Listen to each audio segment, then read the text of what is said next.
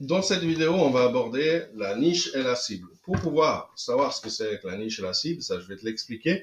Mais avant de définir justement cette niche et cette cible, il te faudra aussi définir ce que tu aimes faire. Tu as plus de chances de réussir si tu utilises ce que tu aimes faire. Si c'est quelque chose que tu sais faire et que tu n'aimes pas faire, peut-être tu vas y arriver, c'est sûr, mais sur le long terme, ça va être difficile.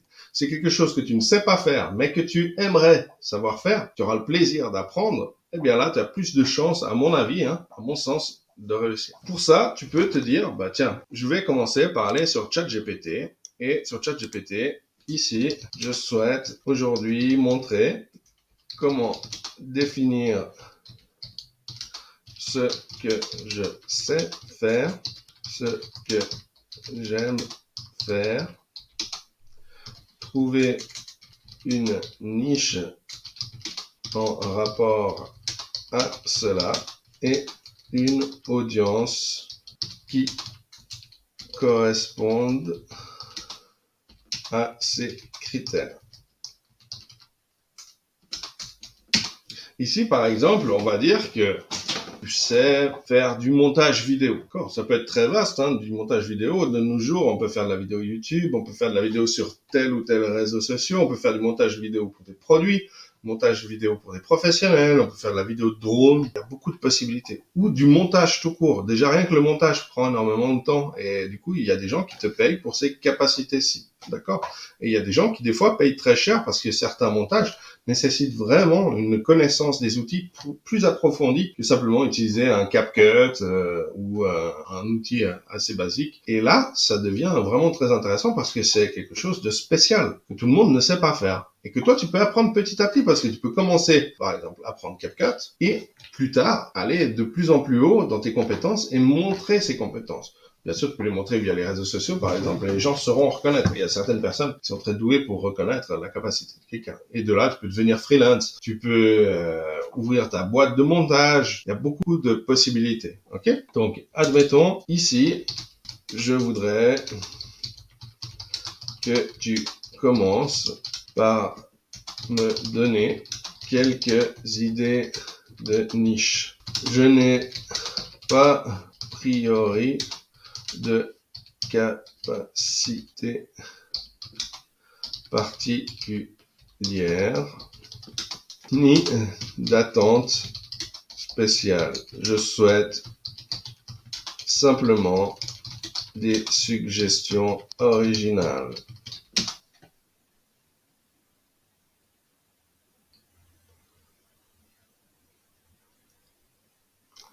Alors, ici, il nous a donné des idées originales, mais parfois à la limite du réalisable. Donc ici, Dye Magic, création d'objets déco inspirés par la magie et la fantastique. Pourquoi pas? Ok, mais ça nécessite quand même quelques moyens de base. Restauration d'objets anciens, donner une seconde vie à des objets oubliés, pourquoi pas? Tu peux, s'il y a toujours les dépôts de meubles à jeter, les récupérer, les refaire, mais là aussi, ça demande quelques moyens. Ici, pourquoi pas? On voit que mon prompt était peut-être pas le plus adapté. Vie sans smartphone, faire des vidéos, expériences et conseils, par exemple du blog ou autre. C'est tout des trucs qu'il faut quand même assez loin.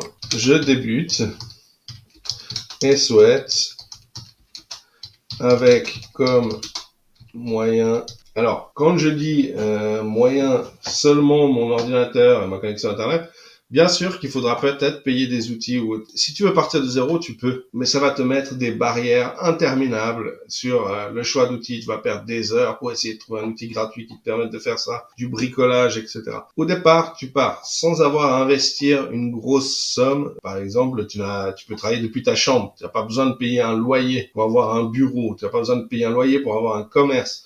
Tu n'as pas besoin d'investir, par exemple, le matériel de base. Un simple ordinateur, c'est bon. Tu n'as pas besoin d'investir pour avoir un stock, d'accord? Donc tout ça, dis-toi que vaut mieux dépenser 100 € par mois sur des outils que d'essayer de te freiner et de perdre énormément de temps, sachant que ça fait partie des seules dépenses que tu auras pour réussir un projet. Ça me paraît très très peu investi. Si c'était un loisir, tu investirais de la même manière.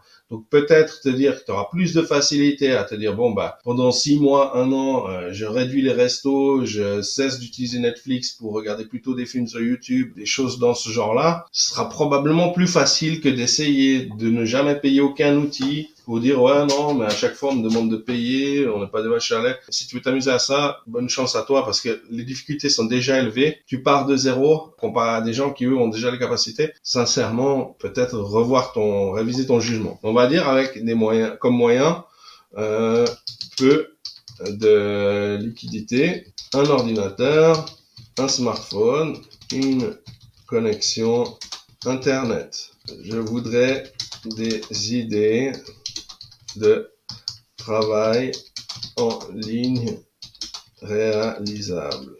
À moins qu'évidemment tu n'aies dans cette liste une liste comme une autre. Par exemple, je sais pas, tu as une grande cuisine, tu as déjà tous les ustensiles et tu te dis, bah moi je sais faire la cuisine, peut-être que c'est une valeur ajoutée que les autres n'ont pas et que je vais pouvoir exploiter. Ça, évidemment. Ou peut-être je voyage tout le temps en famille ou avec mon travail ou pour X raisons. Ou je peux faire des photos régulièrement et faire voir les aspects des endroits que les gens ne connaissent pas. Ou toute autre capacité. Mais disons que là, on va partir sur cette idée-là, ok? Alors, rédaction web. Alors, bon, bien qu'avec ChatGPT, c'est devenu super concurrentiel, il y a quand même des gens qui, malgré tout, vont vouloir te payer pour la création. Alors déjà, parce qu'ils sont pas à l'aise avec ChatGPT pour sortir des vrais articles. Donc, ça reste quand même quelque chose, mais c'est très concurrentiel, il faut l'avouer. Sur des plateformes freelance, en plus, où des gens sont déjà installés depuis très très longtemps. Par contre, il y a d'autres possibilités en rédaction web. Donc, si tu prenais ça et tu lui dis, bon, ben voilà, par rapport à la concurrence, qu'est-ce que tu me proposes de faire? Il y a par exemple de l'emailing payant, il y a différentes choses qui sont possibles quand même, hein, ok? Réseaux sociaux, gérer les comptes Instagram, TikTok, Facebook pour les entreprises. Ça fonctionne toujours. Ça s'appelle le community management et il y a toujours de la demande. Il y a bien sûr de la concurrence, mais il y a toutes sortes de possibilités d'y arriver et de se démarquer. Plus encore maintenant parce que les moyens deviennent de plus en plus accessibles. Création de vidéos YouTube, exploite une niche tutoriel storytelling découverte insolite. Ça, c'est une possibilité. YouTube comme Facebook, comme TikTok ou ailleurs. Podcasting. Lancer un podcast sur un sujet qui te passionne. Ça peut être très intéressant, mais j'imagine que ça va être quand même très difficile. Il faut être doué, savoir parler pendant des heures sur un sujet, chercher, creuser, vraiment trouver de nouvelles idées, approcher le sujet comme il n'a pas été approché préalablement. Et donc, je pense que quand même, ça doit être un peu du niveau assez haut, un peu comme la rédaction web. Ça doit être assez difficile à approcher en débutant. Mais pourquoi pas. Monétisation des compétences numériques. Freelance, Upwork, graphisme, montage vidéo, traduction, transcription. Il y a énormément de possibilités. Donc, à partir de là, si tu lui dis, voilà, moi, je veux creuser là-dessus, il va te donner beaucoup plus d'informations. D'accord? Il faut pas te limiter à la première ligne qu'il te donne. Création de site web. Apprendre à utiliser WordPress et proposer des services pour les petites entreprises. WordPress, même si de moins en moins ça devient la référence et de plus en plus ça s'en éloigne, vu les problèmes de sécurité, ça m'étonnerait pas qu'à un moment ou à un autre, les gens s'en détachent complètement, mais ça c'est qu'un avis personnel. Ça reste l'endroit que les gens connaissent. Ça reste si tu vas c'est l'occasion de te montrer un outil très intéressant, Google Trends, et tu fais la recherche WordPress, terme de recherche, tu mets dans tous les pays, ça te permet de voir un peu quelle est la tendance. Il y a quand même des gens qui recherchent et tu peux dire par exemple 5 dernières années ou depuis 2024, ok? Puis comme ça, tu peux savoir s'il y a toujours une tendance. On voit qu'elle est sur le déclin, évidemment, mais quelle est la tendance des gens à chercher le terme WordPress, d'accord? Alors pourquoi elle est sur le déclin? Pour différentes raisons. Parce que maintenant, il y a d'autres moyens que de WordPress et que surtout, voilà, il y a toujours ces failles de sécurité qui posent de gros problèmes et de gros problèmes techniques liés à ça et la difficulté d'apprentissage. Bref, pour dire que ça reste quelque chose qui est très très tendance, ok? Donc disons, c'est un endroit où tu as une cible qui est plus large. Pourquoi? Parce que plus de monde connaissent, donc tu as plus de chances de t'en sortir, on va dire. Trouver ton audience. Voilà. Ici, je retourne là. OK. On a design avec Canva, créer des logos, bannières, posts, réseaux sociaux. Et il y a bien d'autres outils que Canva. Mais c'est vrai qu'il y a beaucoup de gens qui apprécient d'avoir quelqu'un à qui s'adresser pour pouvoir demander de la création de logos, de bannières, etc. Si tu vas sur des plateformes freelance, on va dire Fiverr, puisqu'ils le citent souvent, il y a d'autres plateformes. À bien vérifier les conditions des plateformes, ça peut être plus ou moins attrayant pour les personnes qui souhaitent devenir freelance. OK? Donc ici, je sais pas, moi, je vais mettre logo, truc vraiment super standard, quoi. On va voir ici que là, la personne, par exemple, a 240 évaluations, ce qui veut dire qu'elle a vendu 240 fois des logos et probablement, peut-être, pas assurément, mais peut-être, grâce à des logiciels. D'accord? Et à partir de 48 euros. Donc, ici, on a un cas d'évaluation. D'accord? Ici, on a 109, 100 cas. Bref, un cas ici, donc plus de 1000 évaluations dans ces cas-ci. Franchement, pour des logos, c'est beaucoup de demandes. D'accord? Alors qu'au départ, maintenant, avec les moyens qu'on a, on peut très vite demander à ChatGPT, crée-moi un logo pour apiculteur. Peut-être c'est écrit juste, peut-être pas, mais disons c'est quelque chose de très spécifique, hein, je veux dire. Et si ça se trouve, c'est peut-être comme ça que tu vas pouvoir faire tes premiers revenus en disant, bah tiens, voilà, je vous crée 5 logos à choix et choisissez. Bien sûr que concurrentiellement, de nouveau, on doit être sur quelque chose qui est très très prisé, mais bon, ça n'empêche pas qu'il y ait beaucoup de vendeurs et du coup, probablement beaucoup de demandes. Et de trouver ces quelques premiers revenus. De nouveau, c'est l'apprentissage. Aujourd'hui, tu crées un logo, peut-être demain, tu vas créer, je sais pas, une identité de marque, etc. au fur et à mesure de ton apprentissage. Voilà. Donc, bon, il est pas super. J'aurais pu lui demander mieux, mais il est déjà pas mal parce qu'il y a quand même un dégradé. On comprend bien le logo. Et puis, on peut mettre directement un nom dessous. On peut enlever peut-être les feuilles et les 3 petits points qui sont superflus à gauche et à droite. Et ça le fait. C'est pas pire qu'un autre logo, quoi. C'est pas le meilleur, mais c'est déjà pas mal. Donc, je veux dire, à partir de là, ces capacités, on peut passer très très vite, on va dire, dans les 2-3 premières semaines, à créer un compte, à avoir peut-être déjà les premières commandes, si on commence à s'en sortir avec un peu de stratégie, quoi. On a un dropshipping léger. Alors, ça, c'est déjà quand même, il faut bien se former. Print on demand, et vendre d'e-book. Ça devient un peu plus facile que du dropshipping léger, je pense. Mais à voir. Malgré tout, c'est comme l'email, hein. Ça n'est jamais mort, ça fonctionne encore. Assistance et support à distance. Donc là, aider les gens à gérer des emails, prendre des rendez-vous, faire des recherches clients, etc. Il y a des gens qui ont besoin de ce genre de service, qui sont tout à fait prêts à payer quelqu'un, même si c'est à distance. Moi, par exemple, des fois, hier encore, j'ai dû appeler le service technique de mon smartphone, de mon abonnement pour le smartphone, et j'entendais la personne chez elle avec une autre personne qui, elle, travaillait pour une gérance d'immeuble. Donc, je l'ai entendu répondre pour la gérance d'immeuble de l'autre côté, et j'entendais derrière la télé, quoi. Donc, les deux travaillaient apparemment, je suppose, hein, je leur ai pas demandé, mais je suppose, à la maison, quoi. Et pour des entreprises différentes. Il y a même eu un gros cas de fraude de ce côté-là aux États-Unis par rapport à une attaque pirate coréen, toute une histoire, qui se faisait engager comme des assistants virtuels pour pouvoir justement espionner les grandes entreprises aux États-Unis. Tout à fait accessible. Service de chat, travailler comme support client pour des entreprises live chat, donc ça veut dire répondre à des questions sans arrêt, et ça aussi c'est accessible, je veux dire, et on n'est pas sur du très très haut niveau, il n'y a pas besoin de faire un apprentissage de 7 ans pour pouvoir commencer à répondre à des questions, quoi. Apprentissage et transmission de savoir, cours en ligne, donner des cours particuliers, Superproof, etc.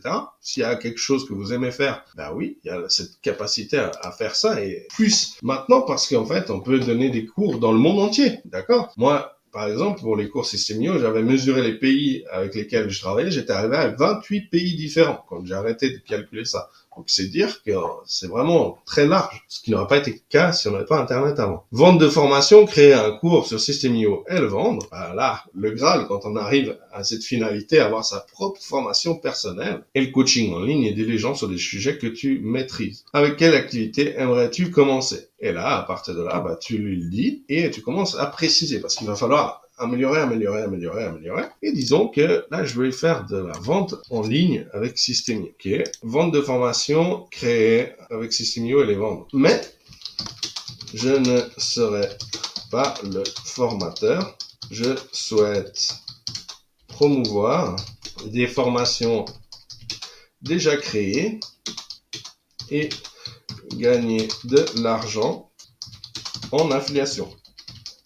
Car oui, tu peux toucher des commissions en vendant les formations d'autres formateurs, qui soient sur System.io ou ailleurs, mais on sait peut-être de passer par System.io pour commencer, pour bien comprendre le processus, et par la suite de faire tes choix, de dire bon voilà, ça c'est bien, ça c'est pas bien, etc. Il y a les pour, les contre, et tu trouveras des pour et des contre dans toutes les plateformes. C'est peut-être pas le sujet du moment. Mais en tout cas, pour commencer, la compréhension est assez intéressante. Et le côté accessible, facilité, rentrer dans le programme, etc. est très très facile. Ailleurs, peut-être on te demandera des sites internet, etc.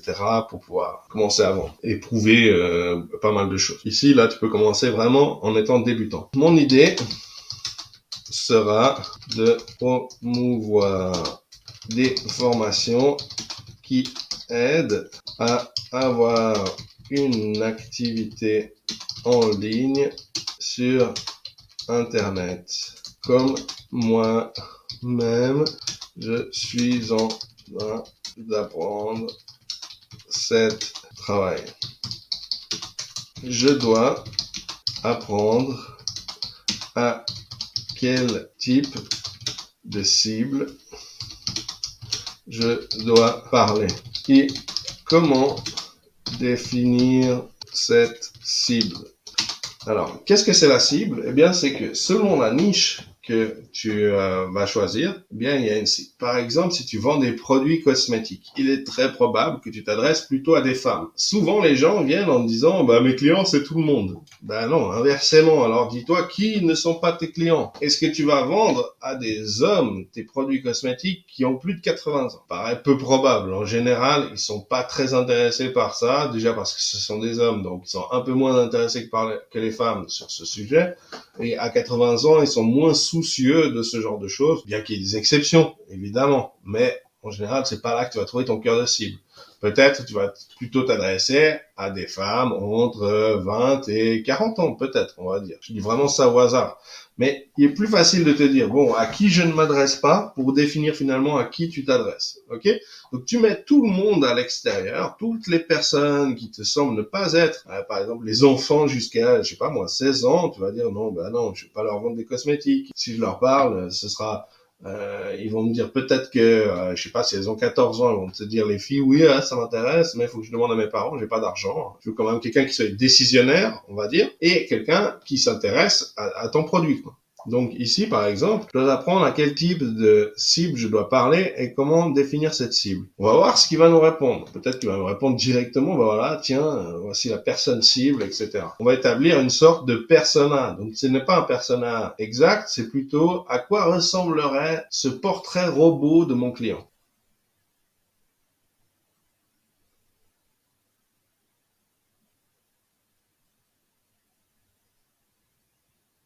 Ici, sur la première partie, c'est vraiment ce qu'on a l'habitude de rencontrer dans les personnes qui souhaitent qui souhaitent aller voir un peu ailleurs, on va dire. Et très souvent, j'ai pu identifier que, étrangement, c'était la plupart des ingénieurs qui créaient des nouvelles entreprises. Pourquoi? C'est probablement de base, en fait, un besoin qu'ils ont de créer quelque chose de nouveau et d'être plus indépendant. Mais ça, c'est un avis personnel, donc ne pas considérer comme une loi en la matière. Et comment définir ta cible? Poser quelques questions. Quels sont leurs besoins? Quels sont les problèmes? D'ailleurs, je te l'ai dit au début, peut-être tu veux gagner plus d'argent, être libre, etc.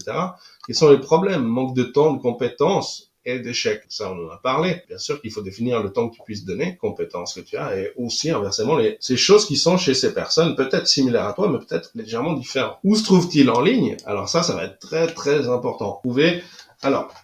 Souvent, on va te dire, ouais, mais il faut que tu ailles sur TikTok, c'est là-bas que les gens y sont. Il faut que tu ailles sur Instagram, parce que c'est là-bas qu'ils sont. Regarde ce que toi, tu aimes faire et fais la même chose. Si tu aimes tel ou tel réseau social, tu auras plus de facilité à t'y tenir que d'aller sur le réseau social qui semble être la poule aux œufs d'or. Et en fait, tu vas tellement t'ennuyer que tu vas pas vouloir continuer ton travail. De nouveau, il y a ses capacités et il y a sa motivation à aimer quelque chose. Apprendre à utiliser un réseau social, c'est à la portée d'à peu près tout le monde, mais commencer à aimer tel ou tel réseau social, je pense que ça vient pas comme ça, quoi. Il y a des choses qu'on aime, il y a des choses qu'on n'aime pas. Il y a Discord, il y a un tas de possibilités différentes. Ok, il y a Telegram, Instagram, WhatsApp, on en a beaucoup, beaucoup, beaucoup. Et quel langage utilise-t-il? Simple, technique ou motivant? Bien sûr, si c'est trop technique, t'as vu, là, j'ai utilisé des termes qui sont vraiment à la limite si tu ne connaissais pas, ou à un moment tu vas te désintéresser et dire de toute façon je comprends rien de ce qu'il me dit, quoi.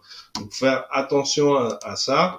Motivant, si tu es en capacité de motiver les gens, ça c'est une chose, c'est bien. Moi j'ai pas tellement cette capacité, donc plutôt entre le simple et le technique. Je peux rendre un langage plus accessible aux gens qui ne le connaissent pas, sans passer par le côté trop technique, en essayant en tout cas de donner et ça c'est ma capacité, elle se trouve à peu près dans ce milieu-là. La motivation, c'est pas du tout moi, et il y a d'autres personnes qui sont là largement capables de faire ça. Ça, c'est chacun son style. Comment leur parler efficacement? Utilise leur propre langage. Mets-toi à leur place et parle avec leurs frustrations et leurs envies. Ça fait un peu partie, on va dire, de la motivation. C'est pas trop mon truc, mais moi, je suis plutôt là pour dire, ben voilà, tu peux faire ça, tu peux pas faire ça. Propose des solutions concrètes. Explique comment la formation peut transformer leur situation. Ça, par contre, je peux te dire, tu peux arriver d'un point A à un point B. Tu peux arriver d'un point A à un point C, etc.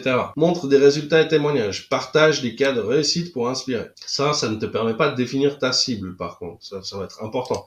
Utilise ta propre histoire donc, pour pouvoir permettre aux gens de s'identifier. Parce que souvent, c'est des gens qui vont te ressembler. Crée du contenu gratuit. Alors, au départ, il y a des gens qui vont te dire non, faut pas créer du contenu gratuit.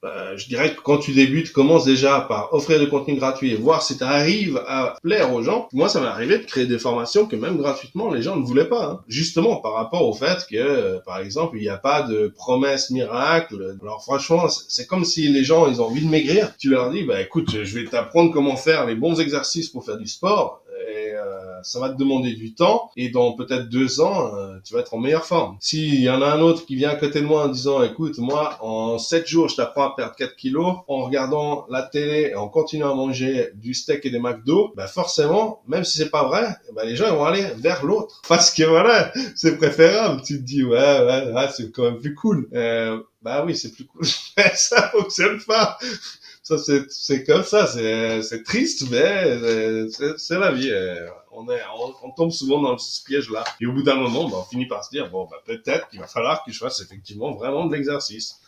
Et voilà. Et ça, dans ce storytelling, tu peux en parler, tu peux trouver. Puis à toi de voir si t'es plus à faire miroiter des choses qui n'existent pas parce que ça fonctionne, puis qu'au final, tu vas quand même leur apprendre quelque chose, ou inversement, à dire, bon, voilà, la vérité, c'est ça. Puis voilà, de toute façon, la vérité, c'est qu'une interprétation personnelle de ce qu'on pense être juste. Créer du contenu gratuit, donc, à partir de là, en vue d'une formation payante plus tard, si tu arrives déjà à convaincre les gens avec du contenu gratuit, ils seront prêts à t'écouter pour prendre du contenu payant. Certaines personnes vont le faire, d'autres pas. Ça, c'est toujours quelque chose. Tu peux pas te fier là non plus en disant « j'ai 100 personnes qui sont inscrites sur mon e-book pour télécharger mon e-book ». Ça veut pas dire que tu as 100 personnes qui vont acheter ton e-book. Tu en as peut-être une sur ces 100 qui vont l'acheter. Ça, c'est proportionnel. C'est les lois de la réalité. Ça, par contre, tu peux demander à ChatGPT. D'ailleurs, on va lui le dire. Si j'ai 100 personnes qui télécharge mon cadeau. Comme ça, je peux t'enlever une idée de la tête. Pourrait te passer par l'esprit puis te dire waouh, c'est bon, j'ai réussi. Exemple, un e-book de 10 pages. Premièrement, si je vends un e-book de 100 pages ensuite, en respectant scrupuleusement les bonnes pratiques, quel pourcentage de personnes iraient l'acheter? Donc là, on est bien sur la bonne cible parce on donne un e-book de 10 pages à des personnes, donc des gens qui vont approximativement être d'accord de le lire, on va dire, d'accord? En tout cas, ils le prennent gratuitement. Et là, on vend ensuite un e-book de 100 pages. Donc, j'ai mis 100, pourquoi? Parce que proportionnellement, si on leur donne un e-book de 10 pages, qu'on leur vend un e-book de 10 pages derrière, ils vont dire peut-être non, c'est gentil, mais j'ai eu le premier gratuit. Là, on a quand même 10 fois plus, donc proportionnellement, on pourrait penser que pourcentage des gens qui achèteront, ok, la qualité perçue, etc. Bien sûr, il va nous rajouter un pavé de choses, quoi. Pas aller droit au but et dire une estimation réaliste. Voilà. Entre 1 et 5 personnes. Et si tu as vraiment des ventes exceptionnelles, entre 10 et 20 personnes sur ces 100 qui ont téléchargé ce e-book gratuit. Ça, c'est vraiment, alors là, on est dans le très haut niveau. Ok. Donc, voilà. Après, il peut t'aider à créer une offre et tout ça, on va le voir. Ça va être très, très intéressant. Parce qu'avant, on n'avait pas cet outil-là. Et là, vraiment, on peut tout créer, penser, retravailler, apprendre, etc. Donc bon, bref, c'était une longue vidéo un peu théorique sur comment choisir ta niche, choisir ton audience, mais c'est très très important pour pouvoir passer à l'étape suivante qui sera, si on vient ici, créer notre cadeau, d'accord? Donc c'est vraiment super important.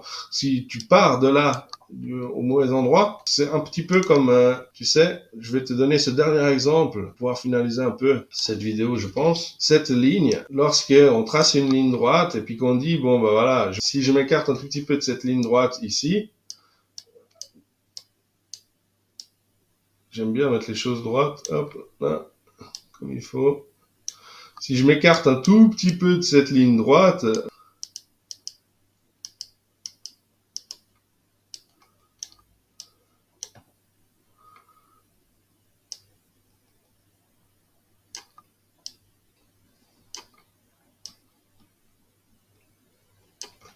ici n'est pas très différent. Franchement, on est pratiquement sur la même longueur d'onde. Hein. Ici, ça commence à dévier vraiment visuellement, on le voit bien. Puis là, bah, on sait qu'on n'est plus du tout sur la même chose. D'accord. Puis encore, on n'est à la vente. Parce qu'après, il y a encore le cycle de revendre aux mêmes personnes, etc., conserver son audience, etc. Ça, c'est juste le début. Hein. Même si je t'ai dit au tout début de cette vidéo, ça, ce serait le Graal.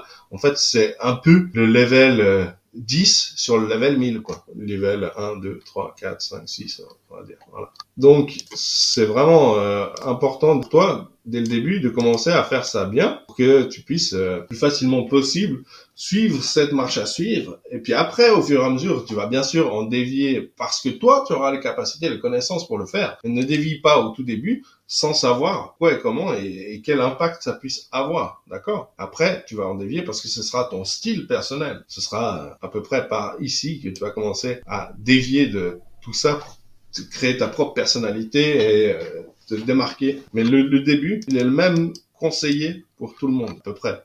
Ok? Voilà, voilà. C'était une très longue vidéo. Si tu l'as regardé jusqu'au bout, déjà, félicitations à toi.